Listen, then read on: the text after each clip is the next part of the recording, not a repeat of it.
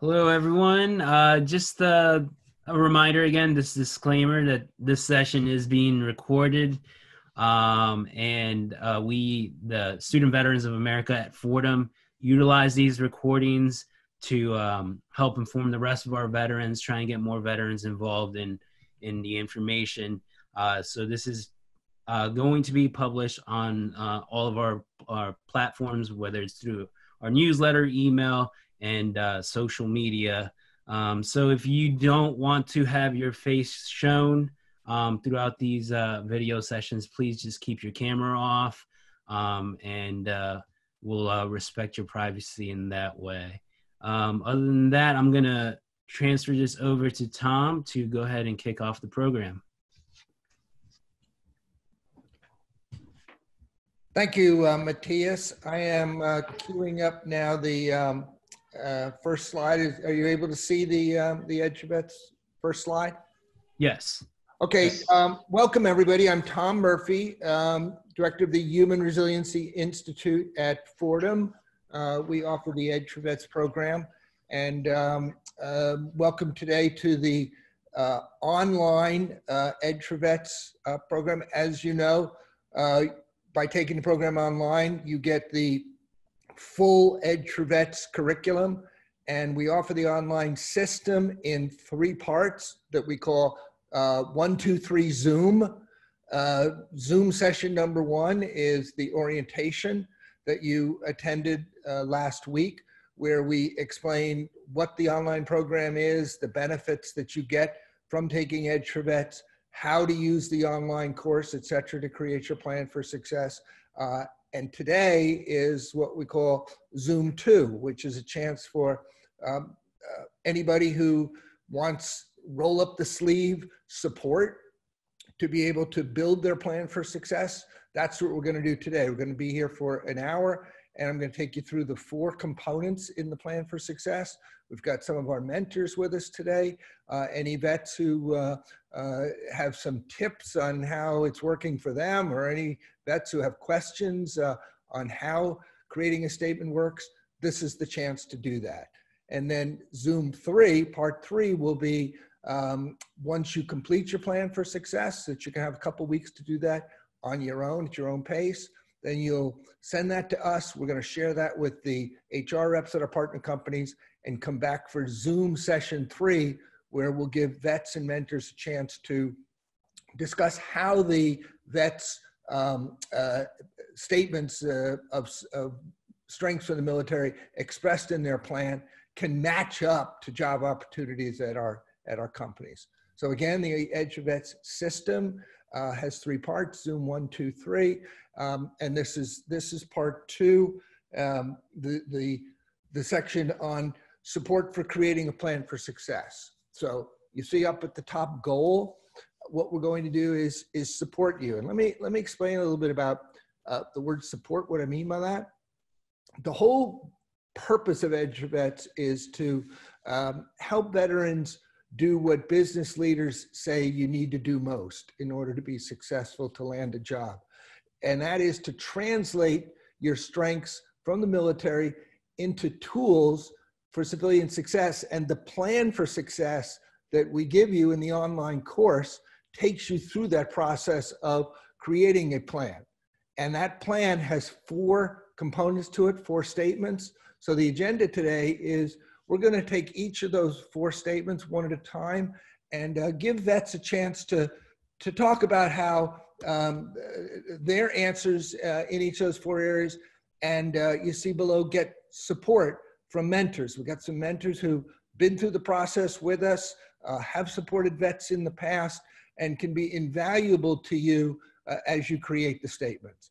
And then, of course, this resource, this video will be on file for anybody who's taking the online course and wants this help, you know, on their own pace. They can watch this video, or you yourself can come back to this video and refresh yourself on these tips for creating the 4 statements. And then looking ahead, you see the connection workshop. Step 3 in the process, once you create your plan, is to connect you to the folks at our partner companies who can share the job opportunities that they have at their companies, along with sharing the process that you would follow in order to apply for the jobs. Saying that, let me recap for you the 4 parts of the online course. You have all received a invitation to have access to the online course. And again, through a series of short videos and exercises, the course takes you step by step through that process of creating that plan for success. And again, Edge4Vets has 2 components to it. We call prep and then connect. This is the prep phase. This is the part the business leaders say the vets really benefit from. When you invest time to identify what your strengths are and express those in your own language, which we call civilian terms, express those in terms that an HR rep who maybe has no military experience can understand, that's how you gain an edge to get hired. So the prep piece is what we're doing now through the plan for success. And that's followed by the connect piece, where once you've developed your plan, we share that with our HR reps, who then seek to connect with you and give you a chance to implement your strengths in the military to get a job and perform at a high level. All right, saying that, let me break out the 4 parts, and then we're going to take each one separately and give vets a chance to share, your thoughts on how the question we ask in each of the statements applies to you. You can ask any questions about, how to create a statement in this area, how to answer the question. We've got mentors with us today who are going to give you that kind of feedback.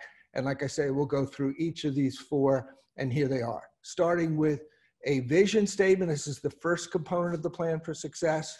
In that statement, you identify the kind of work you want to do for the career and the life that you want. And I say that because the purpose of Edge4Vets is not just to help you get a job that can, tide you over for a short period. The whole objective with Edge4Vets is help you to get a career that can lead, a job rather that can lead to a career and then give you the life that you want. So look at Edge4Vets as helping you get a job that can lead to serve as a platform to a career. And for that, then you have to be able to identify the kind of work you want to do for that career. So the first statement is going to be setting that vision. Then your strengths in the military break out into the values and skills. This is your asset. This is why companies want you. They want you for the values that you can bring and the skills that you can bring. And we're going to take each of these one at a time, starting with values. We talked about this in the orientation a little bit. Well, today we're going to roll up the sleeves, and if anybody has any suggestions on how to answer this that you can share with others to help them, have at it, because that's the purpose today. Then we'll do the skill statement to identify identify what you got good at and express your skills in civilian terms. And then finally is, how do you take your values and skills and put them together into an action plan to show that interviewer that you not only have the values and skills, but how you propose to use them to perform at a high level to help the company. So when you put all 4 of these together, you emerge with a plan for success. And you see right there a vet with his plan. This template is online for you, and you type your statement into, you have the 4 boxes for the 4 statements are online, and you type it into the space for each of those 4 pages. When you hit submit, it prints out as a nice, clean plan for success statement that you give to with your resume to the interviewer.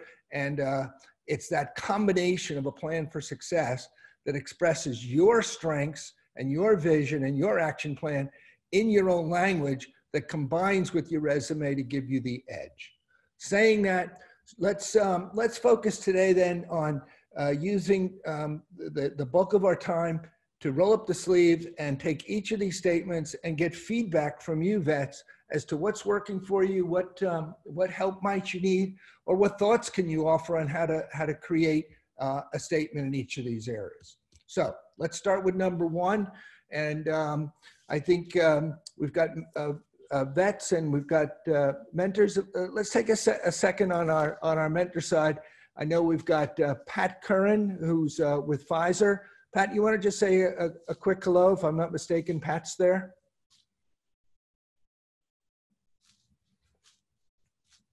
Yeah, I'm playing with two unmuted lines here, so I apologize for the delay. I've heard every word.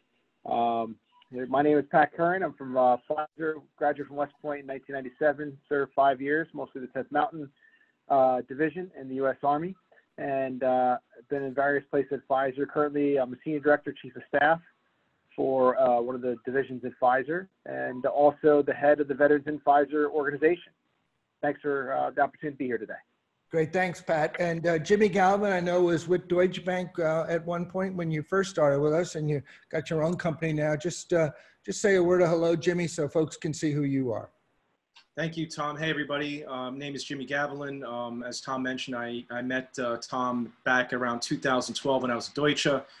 I'm currently running my own company. It's a consultation company involved in commodities, logistics, physical metal movement. I don't have any military service, but as Tom will tell you, I'm very passionate about this program, and you know, personally wish you all the best. And for the few people that are here, I just want to say one quick thing for the non-video participants. If you happen to be students, really try to use your video. A lot of interviewing and a lot of things going on today will involve you being in a video conference. The sooner you do that with safe people like us, you know what I'm saying, the better it is. Little things like lighting, what's behind you, what are you wearing? You know, this is a new world in the interview space. So you got to take advantage of it. And if don't be embarrassed about your home or whatever, you know, you can set a background or put a blanket. But I know this is a tangent, but just something that it clicked right away, and I wanted to get out there before we begin. Thanks, Jimmy.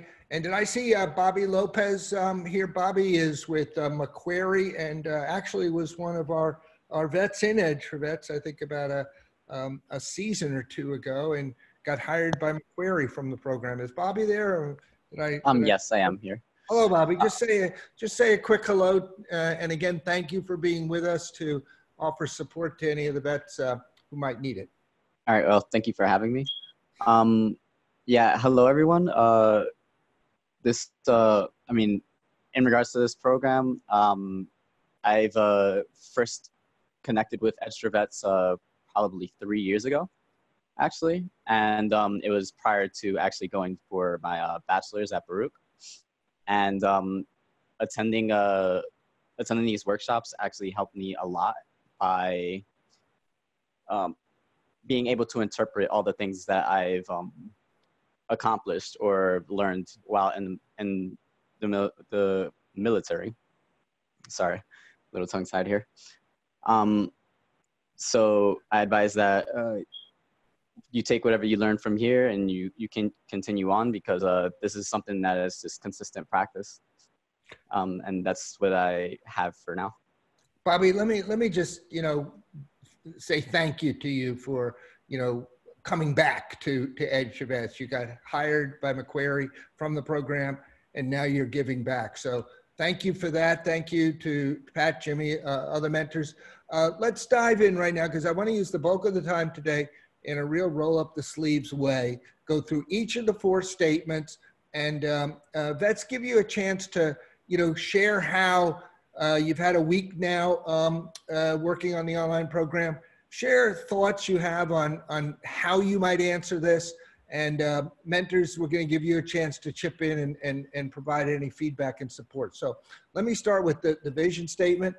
The reason we put this first is that very often we find vets come to Edge4Vets with enormous strengths, unique skills, all of that, and they know they're good at stuff. And I say this because we've been doing the program since 2011, and I've seen 1,500 vets to date come through the program. And I can tell you overwhelmingly, often the vets won't know exactly what they want to do.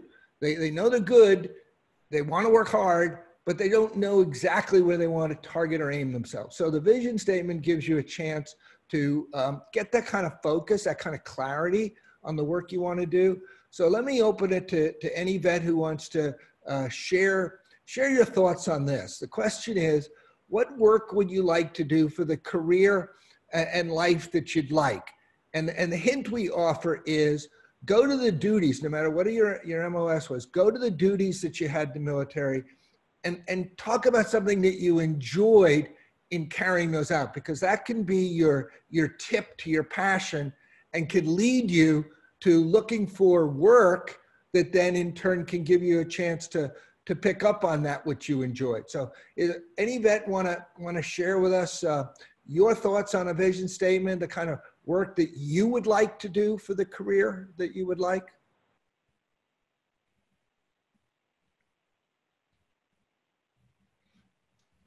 So for myself, I was in the infantry while I was in the Marine Corps, and the one thing that I think I went into the Marine Corps and I developed very well, or developed more in the Marine Corps, was being able to take all the tasks and like take that combined arms mentality. And I guess my biggest issue is trying to like rename that combined arms to something that I can use in a business setting, right? Because that's what a grunt does, right? We take everybody and we attack one mission, right? So I was really good at taking the teams assigned to me as a leader within the infantry, and then utilizing them to attack one mission and delegate those tasks. So as I heard you, what you're talking about, Mateus, is having the responsibility for many and getting that many focused in a way to carry out, as you say, the mission. And that was something that you enjoyed doing. I'd love to hear from one of our mentors as to, you know, this whole question of why it's important to follow your passion when looking for a career, but go also to, you know, it sounds to me like Mateus, you got incredible like management talent if you're talking about taking many and molding them into a team to carry out a task or a mission. One of our mentors jump in on that point to affirm that he's on the right track as far as identifying what his passion is. Yeah, this is Pat. A couple things. Yes, I want to affirm that Tom's comment that Mateus, you're on the right path, especially for the management track of where leadership and integrity and saying what you mean and mean what you can say, all those raw but tangible skills in the military apply. Key phrases that I understand as a former military person that others may not, like the combined arms fight, you know, the civilians call it cross-functional teams. You know, one mission, one purpose, you know, attack is basically getting the project team together and completing the objectives associated with the project.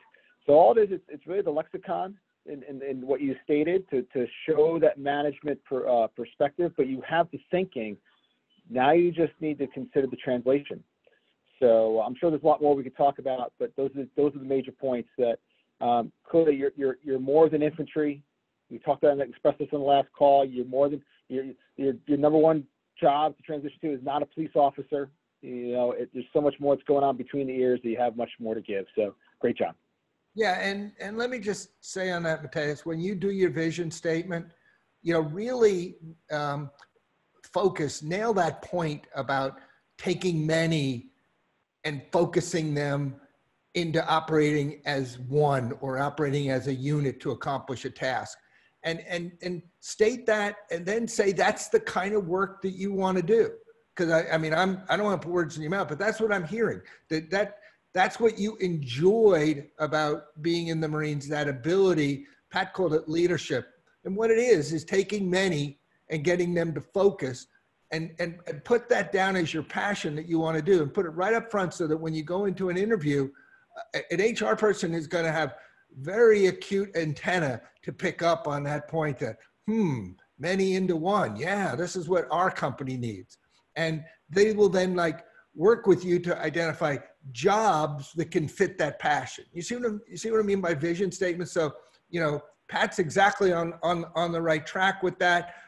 What I want to do is go through each of these 4 statements. We started with vision, and I want to focus really in tight on these two, because companies want to hire you, vets, for what they call your leadership strengths.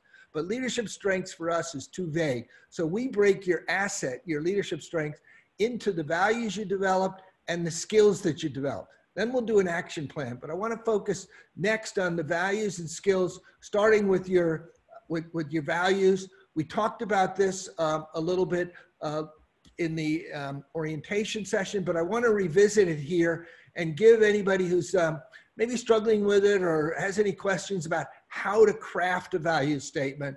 The question for you is, what values did you inculcate in the military that guide you today? I'm going to cue it up with the video. This video, of course, comes from the online course. I'm going to show it again, and then we're going to come back and give vets a chance to talk about their value statement.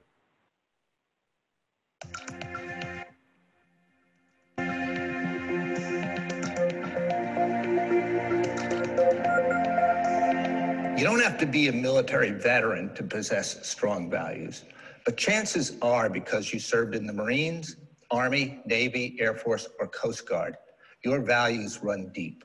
Companies want to hire you for the military values that you can bring to their workplace. In this section, we'll help you create a values statement to show them just how valuable you can be. Go to your Edge4Vets workbook. There we've listed the values espoused by each branch in the military. Nobody needs to remind you of the values promoted by your branch, whether it's the 14 leadership traits of the Marines, Army's 7 core values, or the value statements espoused by the Air Force, Navy, or Coast Guard. But you need to reaffirm for yourself how strongly you are guided by these values, so you can make that known to job recruiters. To gain clarity, we'll ask you to read through the values from your branch and record in the workspace how these values remain important for you today. Secondly, we'll give you space to tell how you applied your values during your time in the military. And thirdly, we'll ask you to tell how your military values continue to serve as your foundation for action in your civilian life today. Then we give you space to create a values statement. That will add an ace of diamonds to your hand to sell yourself in an interview. Okay, great. Values statement. I'd like to open it up to any of the vets who want to field that. Question is, what values did you inculcate in the military that guide you today? And again, interviewers are going to lean forward. If you can go and talk about values that you developed that you can bring to the company. Any vets want to share their answer to that question? What values did you inculcate that guide you today? Hi, Tom. I can take this question. Go ahead, Chris. Yes. First off, thank you so much for everyone for putting together this event. As I went through the introduction and all the videos phase by phase, I really find it super valuable. Especially, it really gives a structure for our vets to step by step in a really structured manner to really put this together and give it this big useful tool. One thing, one of the values that I highly prize when I was in the Marines, I was helo mechanic for the 53 Echoes. It's a troops and supply transport helicopter. And one thing that I've developed through those years and I've carried on into the corporate sector is the attention to detail. As I remember when I was going through the MOS training in North Carolina for the mech training, the attention to detail is something super important. Just because as we go through training, that value is super special as far as being able to really pay attention to what you're doing. As I've transitioned over to the Marine squadrons, as we all know, the type of work that we do when the pilots go out there and fly the planes, it's very critical. It's almost it's not almost, it is a life death situation. So for the work that I do for maintaining those helicopters, the attention to detail have proven to be very crucial, and essentially also I've driven myself to inculcate it in my personal and my professional work ethic. And I think it will be valued as far as a veteran that could put a high value on the small details is somebody that you can really rely on, even when it comes to like bigger matters of things in life, whether it's personal or professional. So that's something that I would want to share, because, you know, just a quick example, when we were going through training, we do everything by the book, all these very thick maintenance manuals that we have to go through, and the attention to detail is really key. And it's a value trait that I've developed through all those years when I was in the Marines, and some value that I inculcate towards my professional migration into the corporate sector. So, Chris, one wonderful answer. When you get into your interview, don't change a word. Go right. You know, as I'm hearing you, and I'd love to hear from some of our mentors. But what I'm hearing is that you mentioned the term life and death, and I would bring that up when you're in an interview talking about your values, because your attention to detail on your end could mean life or death for that pilot who was depending on that equipment that you were responsible for. And so key to that, and do talk about how the attention to detail has liabilities if you don't do it. You see what I'm saying? Because it can be life or death. Now, in a company, it might not be life or death, but an HR rep is going to lean forward and listen to that with their very acute ears, because they're going to know that attention to detail, if not carried out, does have liabilities for them. So, you know, don't change your word. Talk specifically, as you did, about the, you know, working on the equipment and the pilots and all that. But I'd love to hear from some of our mentors back up Chris that he's on the right track when he talks about the value that attention to detail can bring. I'd love to hear how you guys on the mentor side can see that having impact in your company. Hey, Chris, Jimmy here. Yeah, I definitely want to affirm, you know, where you're headed as far as attention to detail. You know, we might have talked in the last session how, you know, in corporate America, Wall Street, you don't have time to make mistakes. You know, you will make mistakes. You know, we usually get 1 or 2 chances, and then once you screw up that third time, you're done, right? There's no time. There's hundreds of kids globally that'll take slots. And I think now more than ever, if anybody here looks at the Wall Street Journal, or you look at news articles or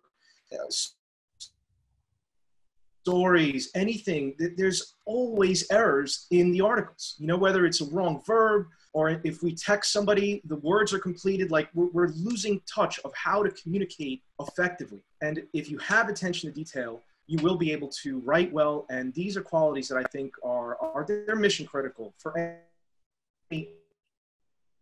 We're flooded with so much media, news, you know, experts, stories, and it's shocking. I pretty much on a daily basis, I will see an error in an article, you know, and it shouldn't be, you know, it shouldn't be. So attention to detail is a huge point. And I definitely, you know, affirm where you're headed with that. I think the examples that Tom mentioned, when you give specific examples, you know, it's a game changer, right? I mean, I've been on the other side of the fence where I've been interviewed, and also when I've had to interview people, you know, hundreds of people, recruiters and things, recruitment stuff and things like that.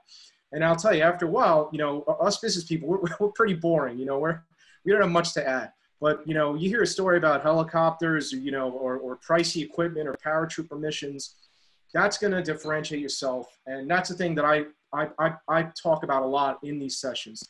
You have to differentiate yourself. You have to be proud of what you've done. And this is a big mix of being that individual, but under this team umbrella, you know, so those are my thoughts on this current topic. And just on that point, differentiate yourself, Chris. You don't have to make it up. You don't have to go to any how-to book on how to do this. You had it in your story. You know, as Jimmy said, You had a helicopter, you had a pilot who depended on how well you maintain that helicopter. That's the real. And I think that's what the message that Jimmy's sending you. Stick to that real, tell your story. And the thing I loved about it was there was no jargon wrapped up in it. You were just talking naturally. See, that's what translate is. It means go to your experience and just talk about what was real for you. All right, now, the second part, I want to move through all this. The second part in the asset that you bring are the skills that you bring. So one piece is the values, but the other reason the companies want you are for your unique skills. And, you know, you maybe were young, 21, 22, 23, and you were given enormous responsibility. You had duties you had to carry out. I would love to hear if there's any vets who wants to share, you know, what did you get good at in the military? And again, that's what translation is. Go to what you did, go to what you got good at, and just talk to that in real terms with the kind of specifics that Chris used. And that's a skills statement, because it's what you did and what you got good at. And then, you know, our mentors will back you up on how, you know, that will give you an edge in getting hired. But I would love to hear if there's any vets who want to share, you know, again, whatever your MOS was, you had duties. I'd love to hear what duties you had and just talk about what you got good at carrying them out. Anybody want to field that? Hey, Tom, I don't want to monopolize the session myself, but I just have one question with this skills. So as someone who was in the infantry, a lot of my skills are behind a weapon system and the lethality of that weapon system. Is that, now I'm trying to go into information security, information technology. So I guess, I don't know that those skills are necessarily translatable. I know I have these leadership skills that I can definitely talk about, but it is those hard skills, is that something I should just avoid at all costs in an interview? No, and thank you for bringing it up, and thank you. Let me try to field it. I had a vet in Edge4Vets one time who raised that exact question, and then as he thought about it, well, we asked him. He said, well, we asked him, okay, you know, in the infantry, well, what did you get good at? And he said, you know, my rifle. He said, my rifle was life or death. If that wasn't maintained well, that could be life or death for me or anybody who was like on my team relying on me. So he said, I became very good at taking that thing apart, at cleaning it, and making sure that that thing was top operational shape. You hear what I'm saying? That is a technical skill. He became very good at the process. And the beauty of it is, he was 21 years old when he was doing this. And he went in, he came back to us and he told us, you know, I went into the interview and I talked to the interviewer who had no military experience, but I talked about, you know, you don't have to talk about the lethal part. I mean, I hear you on that. Talk about what the skill is. The skill is that you got very good at an operation. And in that case, the operation piece was taking that equipment apart, putting it back together in a way that was like flawless every single time. And that's what got the interviewer with no military experience leaning forward and say, I can use this guy, you know, in our operation for the operational skill that he can bring.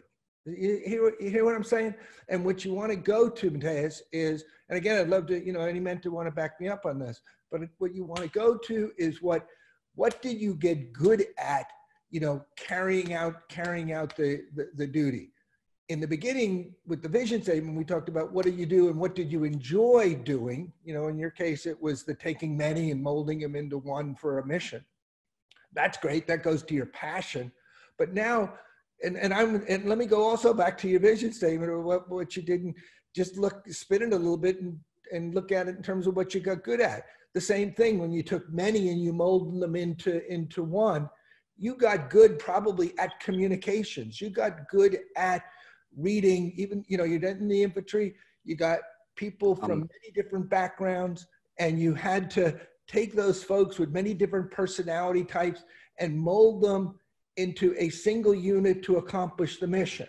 I don't want to put words in your mouth, but I'm just thinking now back to your initial point that that's a skill set, that ability to mold a team and go into the specifics of how you did it. how you learn to read people, how you learn to talk to different people in different ways. So, Tom, can I cut in? Yeah, please. Okay, so while active, I was in 0311 as well. You got to think about how you got, so in the beginning of this, you spoke of getting younger individuals to focus on an objective. How did you get them there? You trained them. You taught them how to survive. So training and teaching. You monitored their well-being. So various things in the human resource spectrum that I'm speaking of at this point. You learned how to write 5-paragraph orders, so operations or creating operations. Just speaking of Marine Corps infantry in general, being the poorest branch, essentially they would send one individual to a course so that that individual can master that skill, come back and teach everybody else. And it wouldn't be just 5 individuals, it would be 30 individuals to 90 individuals. These are the various skills that you hold as an infantryman. As an infantryman, you are literally the peak of adaptability. You must, or in various means, you are sent to different parts of the world so that you can learn their culture, so that you can be an ambassador for America to that culture. The list goes on for the many skills that you have as an infantryman. I think what would need to be, or what was already mentioned, the attention to detail should be, how do you say, paired with judgment when you want to go to where you would like to go, because you have that whole reconnaissance aspect where you gather information on what you would like to do, which is essentially getting a job description and reading about that job description, and then grooming your resume towards that job description on what you have already done. Also infantry skill, that's the recon. I can go on for days, the many skills that we've developed as infantrymen. Well, Bobby, bounce it back to Mateus. Mateus, Bobby says it a lot more eloquently than I did. All I'm saying is that your skill set to me sounds like it lies in this, like, took many and made them into one. And then it sounds like you got a ton of skills inside there. And I think Bobby's helping you, unpack them in terms of what they are. Does that make any sense in terms of answering your question about what a skill is? Because I think that's the heart of the question you're asking. Yeah, that makes a lot of sense. My concern has always been like the skills that I feel like I've always had to really talk about are those leadership, the soft skills, because I was like, well, what kind of hard skills can I talk about in an interview like that, when we're thinking about the infantry's hard skills. But you've definitely given me a lot of skills I never even thought about, mentioning, and that all makes a lot of sense. Yeah. And by the way, all of you are going to get, all you vets are going to get a list of contact information for our various mentors. And mentors, you're going to get a list of all of the vets as well. And my role is to sort of be a facilitator in this. And Bobby, I would love you to follow up more with Mateus, because I think you have a lot to say to him that could be helpful, having been in the same situation yourself, and then having, used this program to land a job off the skills that you were able to demonstrate in an interview. So Bobby, thank you for jumping in on that. Let me continue to move it though, because I want to get to the fourth one before we break. And the fourth one is an action plan. And I'd love to just open it up here, both to the vets and the mentors.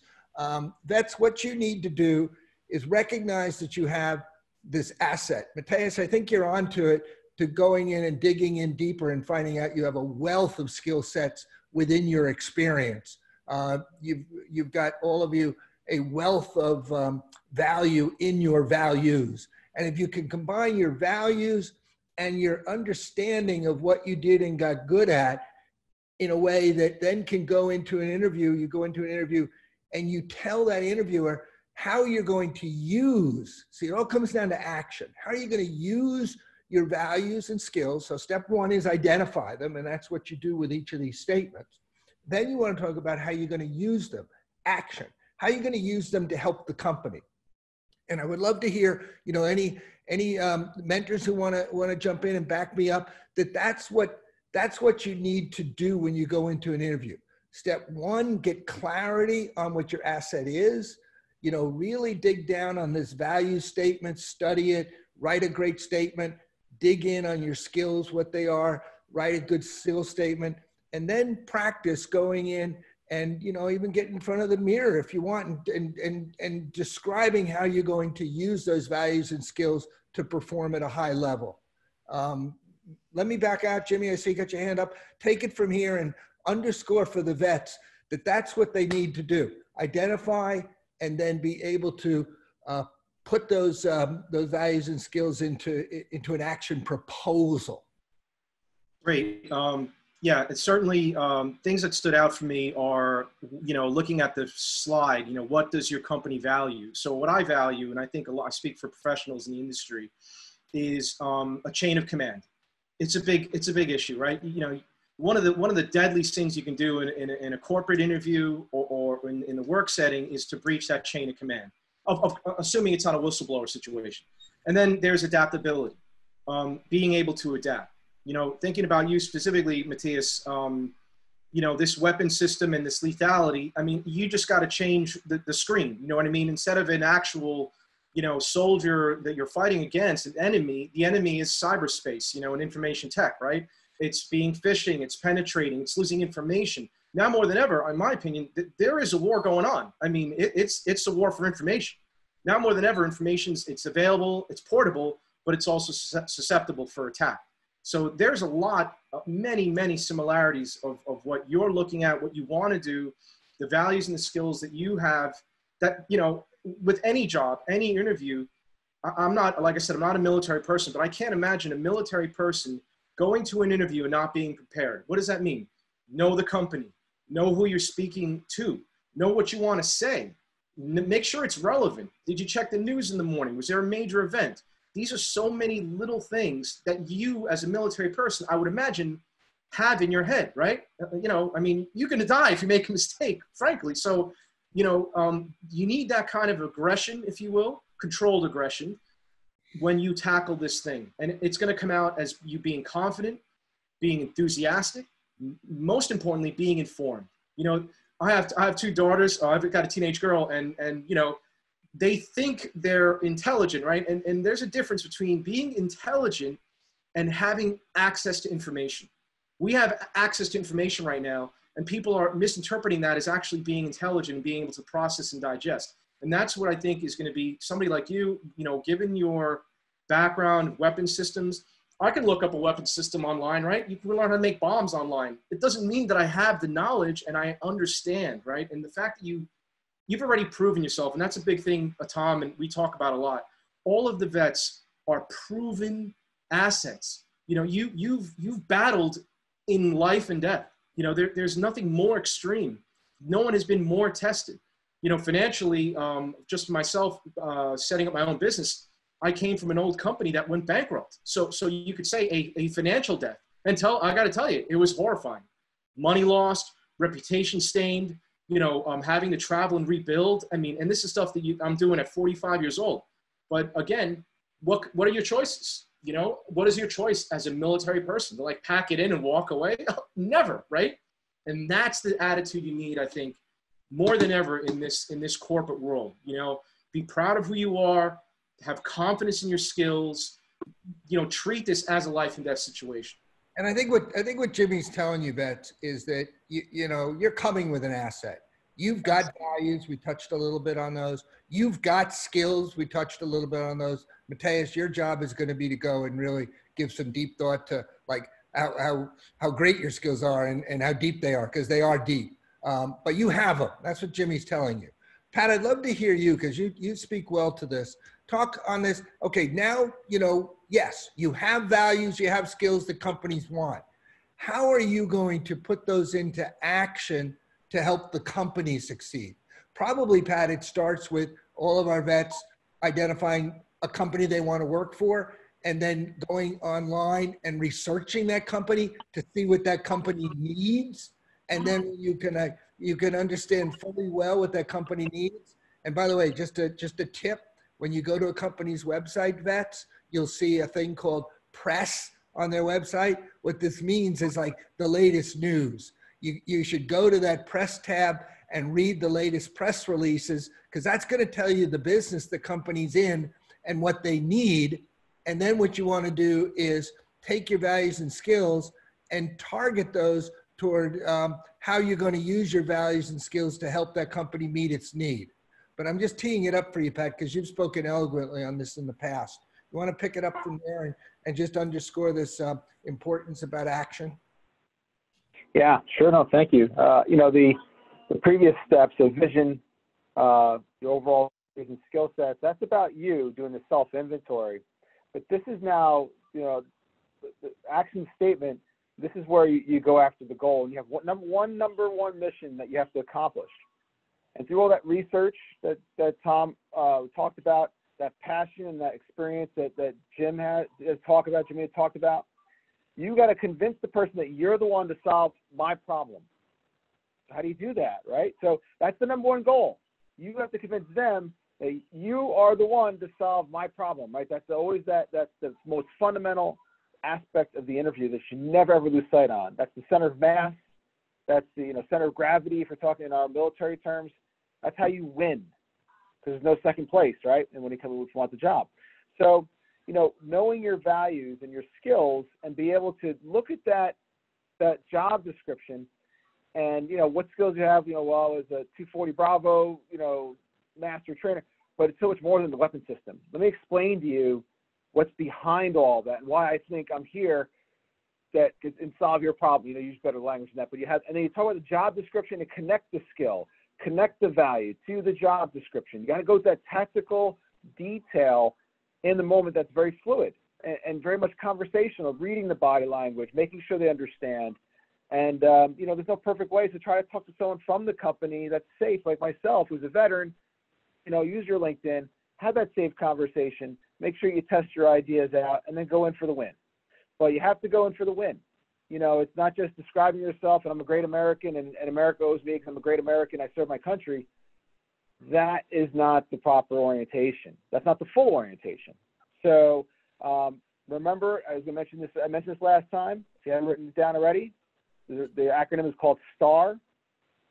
Every time we tell a story, so Chris, you talked about integrity.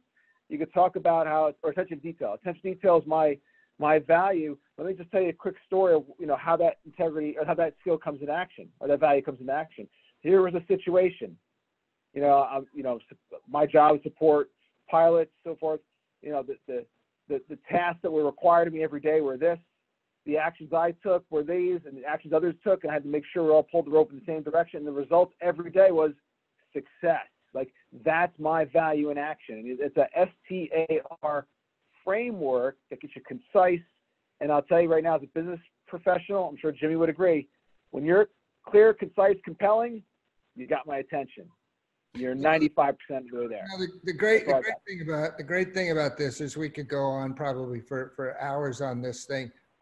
We set an hour for this. What I do want to break on time. What we can do is after we break, if folks want to stick around and continue, just the conversation, bouncing some of these things back and forth, we'll do that. But I do want to break on time. And before I do, I just want to summarize again what the purpose here today with step 2 in the online process is, the Zoom peer support session.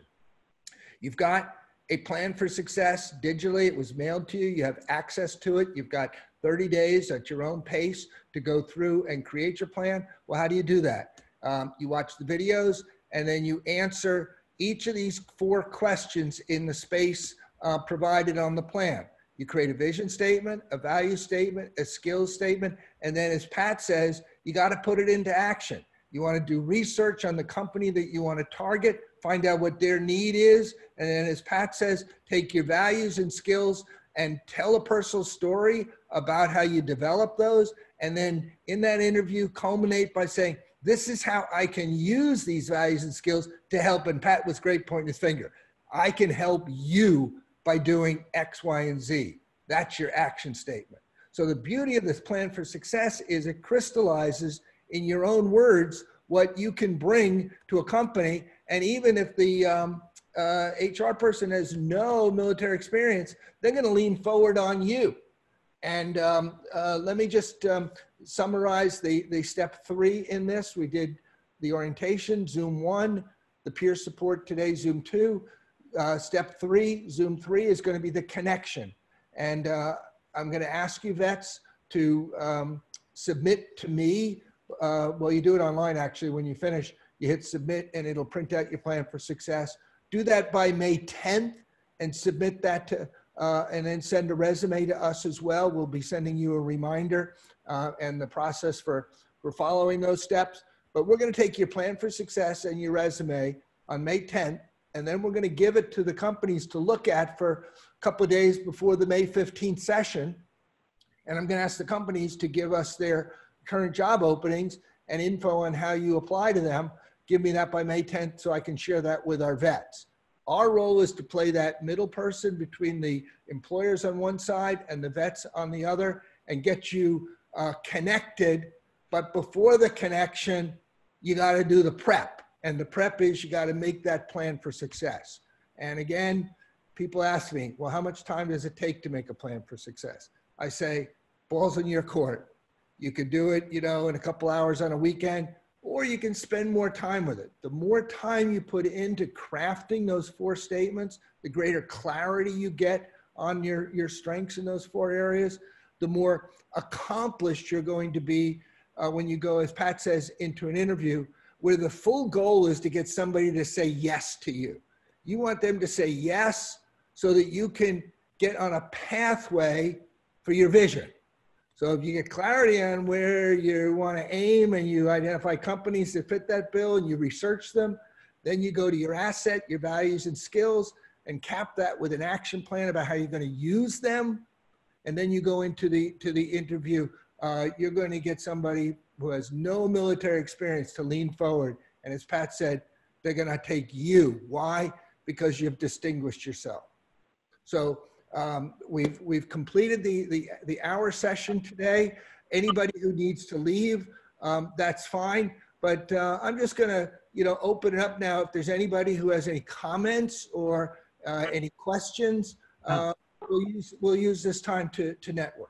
Tom, I just have one quick admin note. I received the message from one of the individuals here who has not received the training tools yet. If there's anyone else on here who needs that assistance, please hang out.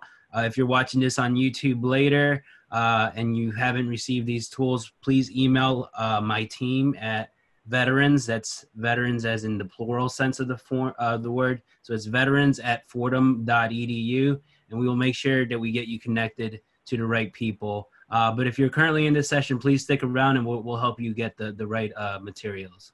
Great. And Mateus, on that point, sometimes the emails that we send to are not correct. So if anybody is having a problem, yes, let you know, and then you and I can figure it out. We'll make sure that we get it to them. And again, thank you to all the mentors for helping us out with this program. The Student Veterans of America really do appreciate your help. Yeah, this is, you know, Mateus and Steve on the Student Veterans of America at Fordham side, you know, thank you for all of your work with Matt Butler. Edge4Vets is a vehicle, if you will, that's operating in conjunction with Fordham's SVA to provide this online support. But it's really, you know, our hat goes off to the SVA and Fordham and an incredible job that you folks do on behalf of your colleagues. And I just want to underscore also thank you to all of our mentors for chipping in today and giving up your time to provide support for the vets. And if there's anybody who wants to, you know, offer a final word or not, if you have to leave, fine. But, you know, we'll stick around for another couple of minutes if anybody has any thoughts they want to share. Tom, Pat Kern, really quick, that's a drop. 2 points. One is, if you're a vet that is struggling to unpack the skills that you have behind the MOS, I mean, what Bobby Lopez did for us during this call, I would hit the rewind button. I would contact him personally, because I think that's one of the toughest skills is unpacking your base MOS into all the different transferable skills you have that an employer desperately needs. So, Bobby, nice job on that today. Second thing is, thank you. through Tom and Mateus, you know, off my emails over to every single vet on this line, patrick.kern@Pfizer.com. But if you can't spell something, Pfizer's Pfizer. But if there's a trouble, please, Tom, give it out. Mateus, give it out. Happy to help any veteran on the call. Thank you. Yeah, and on that point, Pat, all of the veterans in our cohort this spring are going to get the contact information for you, Jimmy, Bobby, all of our mentors. And we encourage you, vets. Thank you, Pat, for opening the door to that. If you've got any question for our mentors, you'll have the ability to reach out to them. And mentors, you're going to get the list of the vets so that if you want to, you know, reach out to them, our role is to be a facilitator for that connection making. And Jimmy, good seeing you again. Yeah, good to see you guys. Good luck to the students and the mentors and everybody. Be safe. Great, thank you. So again, if anybody who has any thoughts for Mateus on administrative end, send them to him. He'll get them to me. Any vets who want to join this cohort, please let them know. Contact Mateus. We'll get them onto the team. Thank you again. We look forward to seeing you for Connection 3, Zoom 3, the connection session. And you'll get emails in advance of that with all of the steps leading up to that. So thank you again, everybody, for your participation. And you all have my email as well. Any questions, don't hesitate to reach out to me personally.